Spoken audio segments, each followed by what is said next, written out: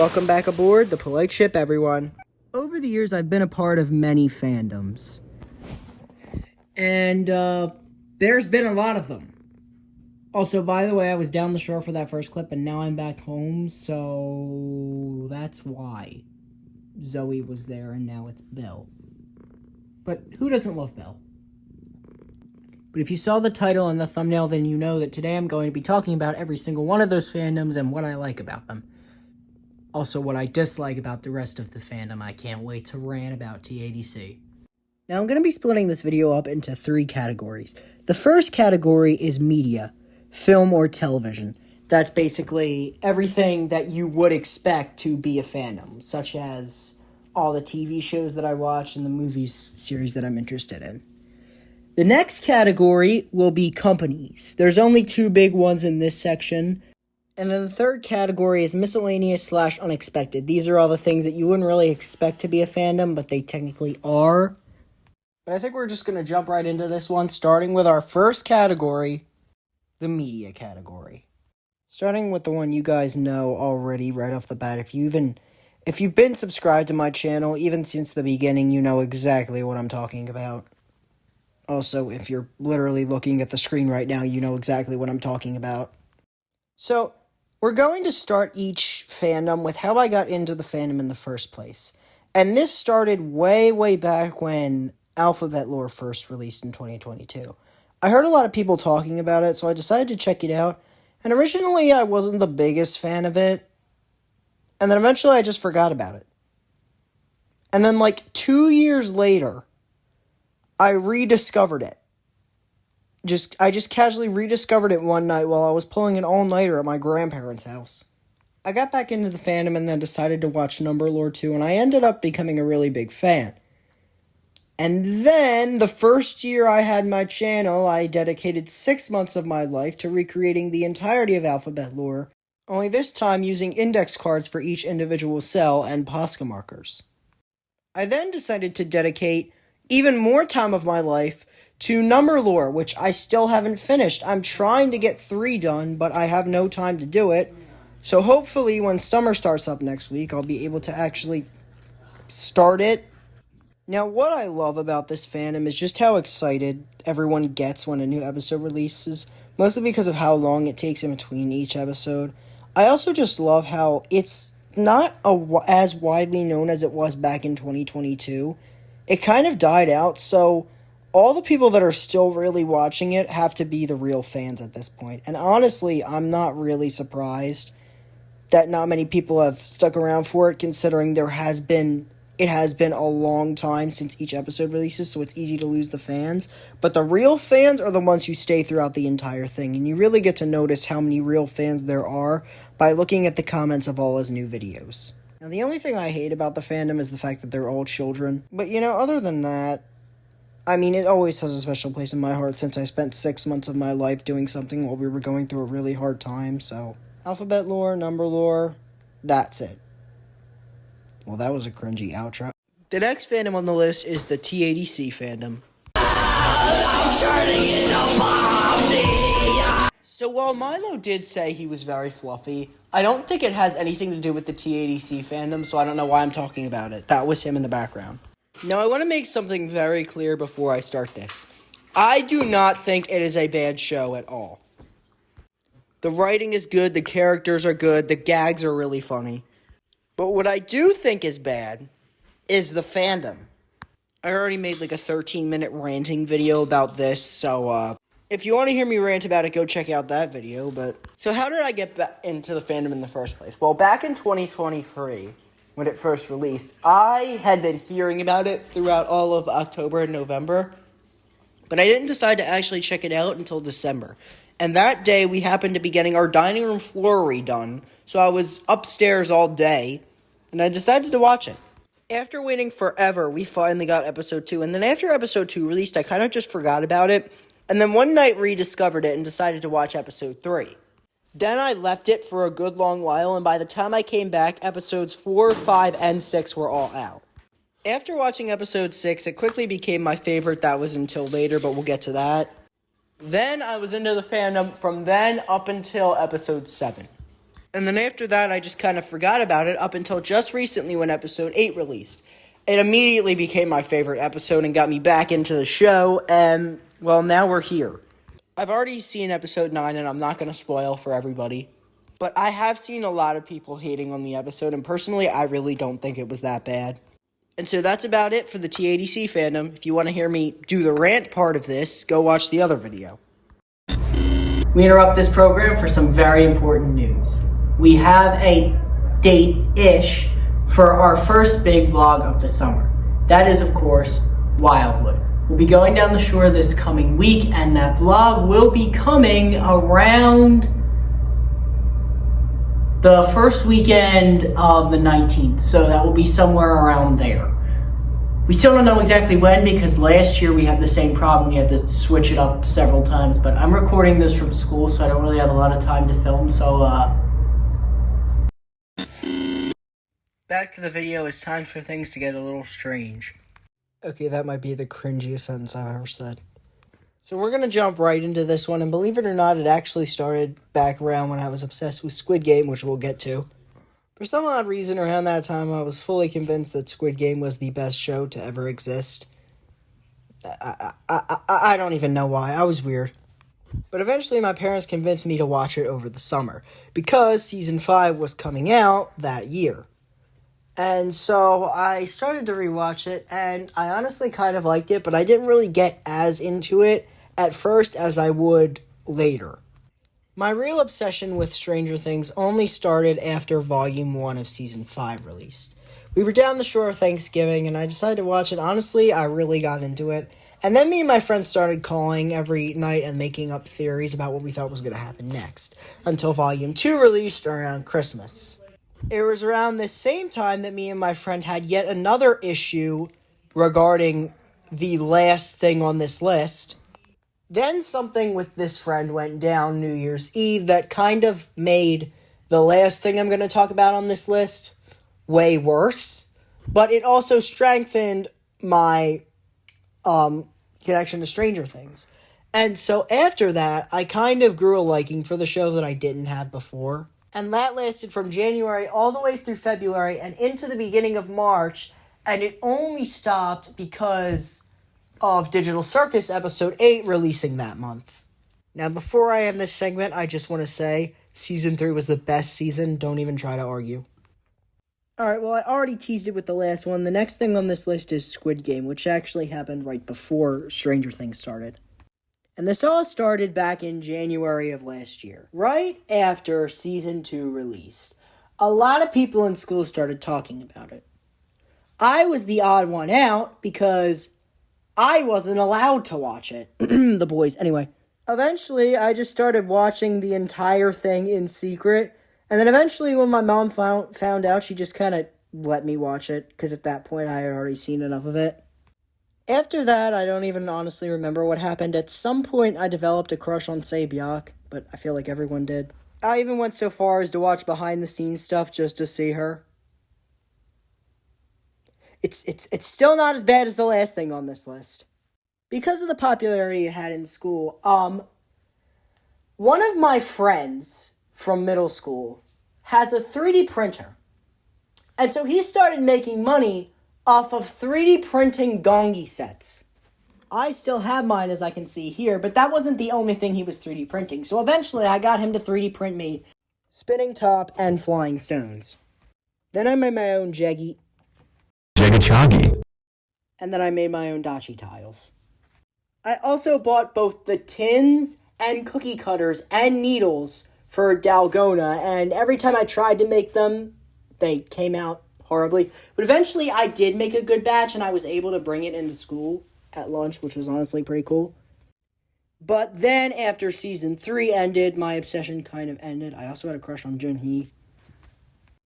And I'm gonna be honest, say what you want, but the ending of Squid Game was way more predictable than the ending of Digital Circus. My obsession with Squid Game really kind of just dwindled out eventually, especially after Season 3 released, and then the summer started, and I started watching Stranger Things. Finally, it's time for the last thing in the film/media category.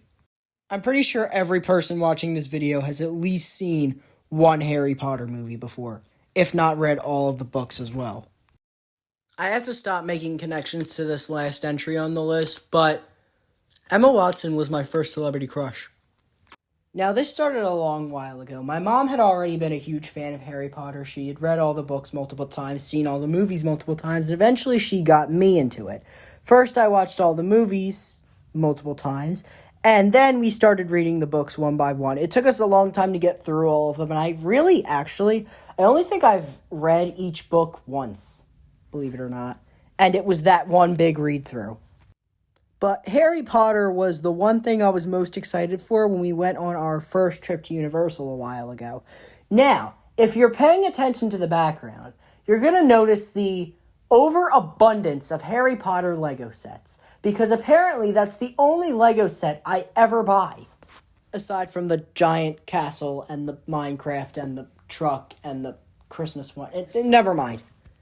But 5th grade was really the height of this one, which is where I was the most obsessed with it, which is nice because 6th grade, the summer of 6th grade was when we went to Universal, I believe.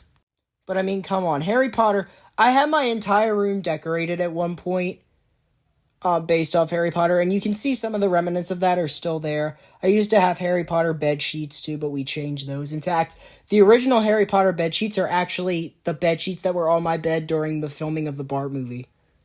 So, they're in the Bart movie. So, I also got a wand from Ollivander's when we were in Universal, but my child self decided it would be a good idea to snap it in half. That thing was extremely expensive, by the way. So, hopefully I can get a new one at Universal, and since I'm not a child anymore, I won't be stupid. But with Harry Potter being done, that just about concludes the TV/film media section of this. And that means we can move on to the second category, which is companies. There's only 2 of them. First up on the list for the companies category is Disney. Now, first, I'm just going to go around my house and show you just how many Disney things there are. 1, 2, 3, 4, 5, 6, 7, 8, 9, 10, 11, 12, 13, 14, 15, 16, 17, 18. Every single one of these pairs is just for my mom. Do you really need that many ears? 19, 20, 21, 22, 23. I'm not going to count these all as whole. Yes, I know this closet is a mess. I'm not going to count these all individually because there's just too many of them, but you get the idea. At this point, I just lost count. Number. Pretty sure there's more in the man cave too, but you get the idea. Not to mention all the Halloween and Christmas-related, Disney-related decorations. But it's much more than just the Disney Studios, obviously, for us. Because if you've seen my channel, then you know that we go to Disney every year as a vacation. Last year we went to Disneyland, but on top of that, it's just kind of become a big thing, like the company as a whole. Pretty sure this is my autograph book from one of the first times you went. I don't even remember this thing. At some point, I gotta stop making connections, but this castle that I spent the entire, 12 days of Christmas, I guess technically it is, building, has a very important connection to the last thing on this list. And I feel like this is a perfect, but not really perfect time to mention that my favorite Disney park is Hollywood Studios. Anyways, that's all for Disney, so let's move on to the next section. It's time to knock out the next and last company on this list, Universal. And yes, I am a little bit sick while recording this. Now, I don't really have a lot for background clips when it comes to Universal, so enjoy cats. So basically, the first time I went to Universal, because it's mostly the park, obviously we've seen a lot, the company's made a lot of really, really good movies, or at least been associated with a lot of really good movies. But for us, it was mainly the parks. And so the first time we went to the parks, which was, I think, summer of 6th grade for me, I didn't get to do nearly as much as we got to do, as we're hopefully going to get to do when we go this summer in August, which, yes, we are going back, and obviously that is because of Epic Universe, which I'm really excited for. And then, of course, on top of that, a ton of good movies. Jaws, the entire Jurassic Park franchise. Going back to the last one in the movie section, Harry Potter. Which, by the way, almost all of the stuff you see in that clip, I got from Universal. Either that or I got it for my 10th birthday, which was back when I was obsessed with Harry Potter. But yeah, actually, the first time I went was before I had gotten over my fear of roller coasters back to Universal. So I actually didn't ride Velocicoaster. So I'm really excited to go to ride that now. But overall, that's it for Universal, which means we're done with the company section and we can move on to the final section on the list. Miscellaneous, which is all the stuff that technically doesn't count as a fandom, but technically also does. Up first on the list is the Hallmark Snowmen. Honestly, this is probably the least fandom thing on the list. So every year, the Hallmark store makes it a tradition to release a new one of these singing snowmen. And every year they have a different song, a different motion pattern, a different activity that they're doing. And I only kind of got into them because my mom had already had a couple of them, and so had my grandparents. My grandparents had 2005 and 2003. My mom, I believe, had 2006, 2007, and 2008, and then 2013. I always kind of just liked them because I thought they were cute, but I never really got into them until one day when we were going to this place to eat for my grandfather's birthday. And under the Christmas tree, the owner had collected every single one of the snowmen and put them around a circle underneath the tree. That's when I realized there was way more to these guys than I thought there was. Every year since 2003, there had been a new one, and I was now determined to collect every single one of them. And then eventually I did. And then they started breaking. And then I started replacing them. And let's just say I have no room in my gaming room for all of them. Honestly, the snowmen would fit more into a collectible category than anything fandom related. But I just like them. I think they're adorable. I've been collecting them every year since I first found them. I also made it a mission to buy, after I saw them, to buy all the ones that I didn't already have. And ever since then, I've just been collecting them. If you go back on my channel, you'll see a lot of them during the Christmas season and Christmas in July, which, by the way, is coming up. But yeah, that's the Hallmark Snowmen. Also, my favorite one is 2010, which is the one you saw earlier with the penguin on the ladder, putting the star on top of the Christmas tree. I think it's adorable, especially the way the star lights up at the end. But the problem is it's also the most breakable. I have a whole video way back at the beginning of my channel talking about this for the first Christmas in July with Seasick. It's probably going to be... It's going to be an interesting video because my older channel was interesting. But go check it out if you haven't yet. Anyways, thanks. Oh my god. I almost ended the video. What? The next segment on this list, on this part of the list, is Minecraft. Now, I want to make something very clear about where my Minecraft content has gone first. The last Minecraft video I posted was in January, and it was my Disneyland in Minecraft review. That was the Disneyland in Minecraft that I built. The reason I've stopped posting Minecraft content since then is because of how long I spent on the game building that. I kind of started to get a little bit sick of it. And every year I decorate, I also showed you guys this in a couple other videos, I decorate my Amusing Amusements theme park for Christmas and Halloween. The problem is I have to take them down and put them back up every single year, and that's a pain. And at some point I get tired of that and just give up on the game altogether.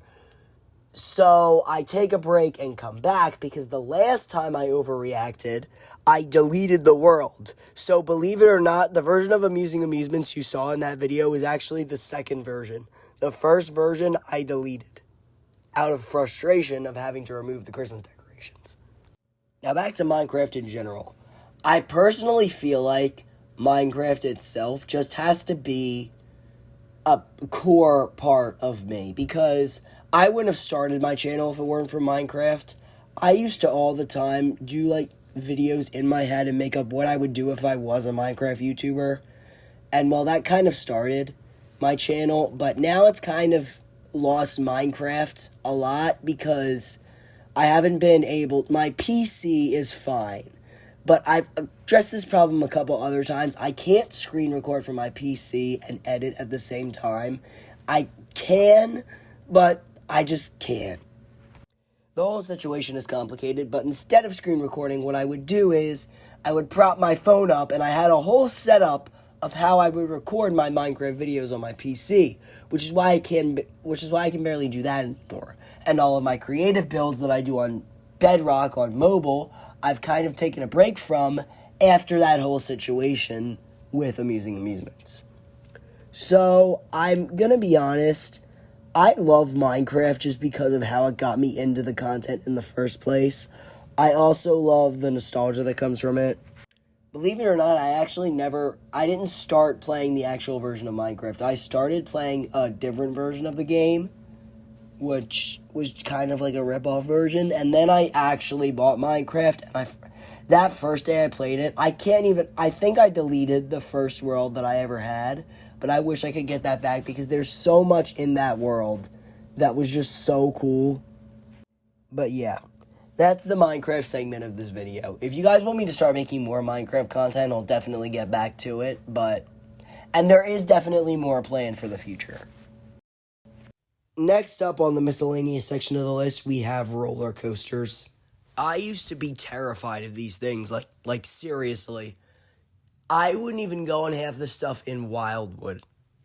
But then we had our 7th grade field trip, which was originally supposed to be to Boston, but then the teacher switched it up for a reason I still can't understand. And we ended up going to the American Dream Mall. We did ice skating there, and we went to Nickelodeon Universe. It was at this point that I was kind of peer pressured into riding my first looping coaster, which was Sandy's Blast and Bronco. We didn't get to ride Shellraiser because it was closed. Like, the best coaster there was closed. Anyway, I was surprised how much I liked coasters after that point. I then rode pretty much every coaster I hadn't ridden yet in Wildwood, except for Great White. I still haven't been able to ride that. Why is it always closed? And then, for the next year's field trip in 8th grade, we went to none other than Hershey Park. That was single-handedly the best field trip of my life.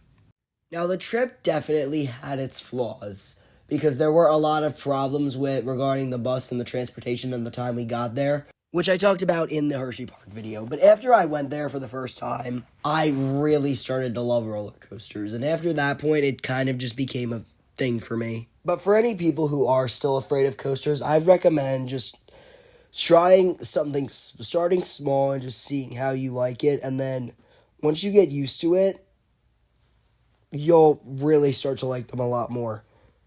But with that, that's coasters done, and that means we're on to our final fandom of the list.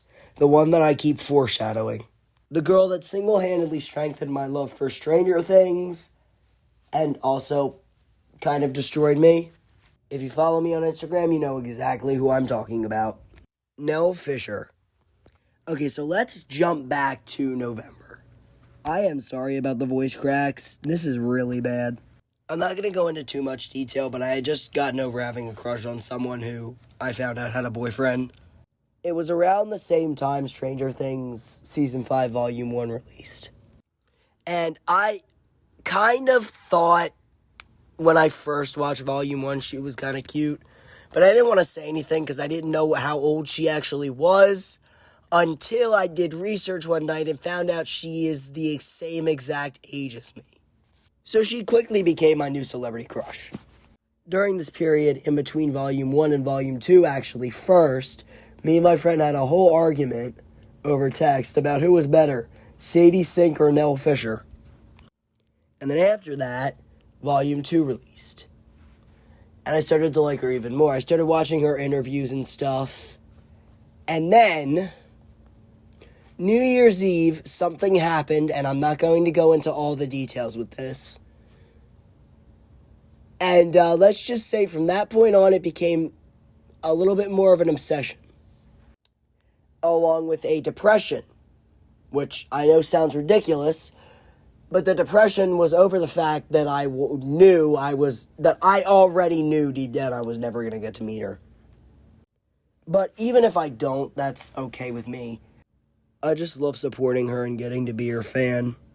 There's been a lot of times where I've tried to get her to notice me in her comment sections, but it's never really worked. And so that's why I dedicate a lot of my time to making sure if I see a comment from you guys, I like it. Because I know I know I'm not as popular as I know I'm not a big YouTuber. So I use that to my advantage to try and notice as many of my followers as I can. And if someone comments something, I try to reply as much as I can. You know who you are. Anyway, I can totally see how the fame would get in the way of stuff like that too, because when you look and see, she has millions of people commenting on every single post she does, and honestly, it would get to the point where even I can get overwhelmed by that stuff yet again. You know who you are.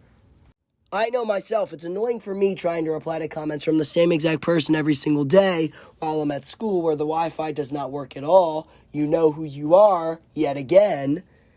I can imagine what that would be like for millions of followers. And so in the end, if it's all I get, I'm just happy to be her fan.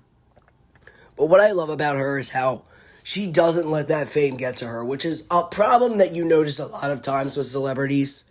They tend to be very distant towards their fans. They tend to be, honestly, rude if you really meet them in person sometimes.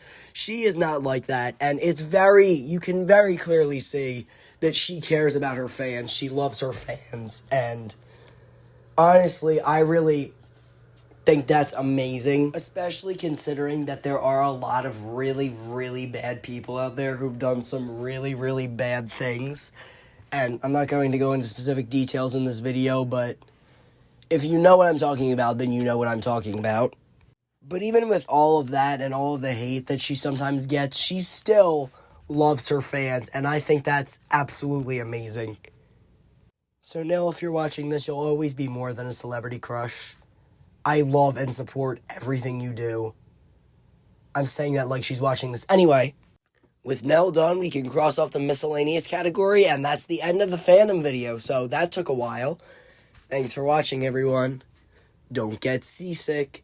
Bye.